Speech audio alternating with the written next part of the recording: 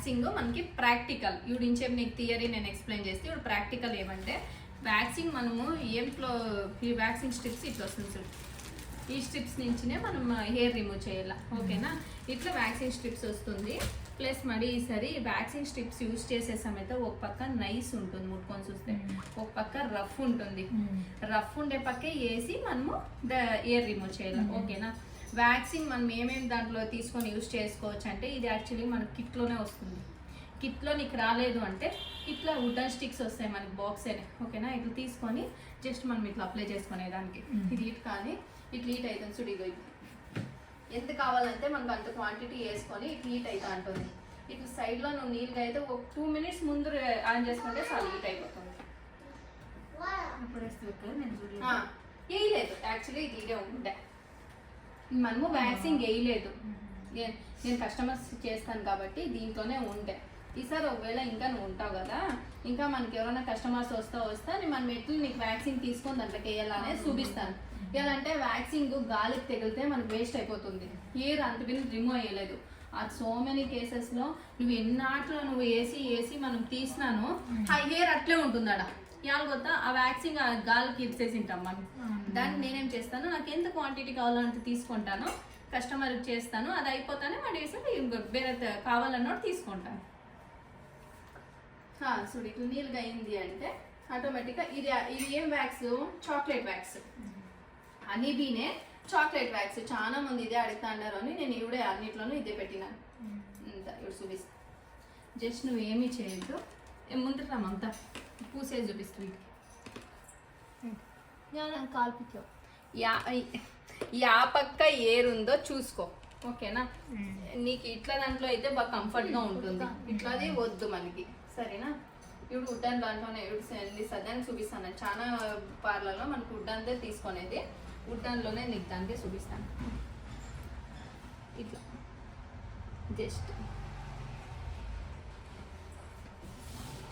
కొందరు ఉంటారు విచిత్రం ఏమంటే, నీకు చెప్తాను చూడు, కొందరు ఇట్లా వీటి నుంచి వీటికి మాత్రం ఇట్లా పైన పూస్తారు. వద్దు, ఇది వ్యాక్సింగ్. ఇది ప్లస్ ఇది ఏముంటుంది అంటుంటుంది. నువ్వు యా పక్క ఏర్ని ఇప్పుడు ఇట్లా రొటేట్, అది ఈ పక్క అయింది అనుకో, నో ప్రాబ్లం. యా పక్క పోయింటే ఆ పక్క ఏర్ పుయ్యాలా అంటారు. సరే, అది కరెక్టే, నేను లేదనలేదు. కానీ మనం ఇప్పుడు చూడు వ్యాక్సింగ్ ఇట్లా తీసుకుంటామంటే ఆ ఏర్ మనకి ఈ పక్కే వచ్చి కొనుక్కుంటుంది కదా.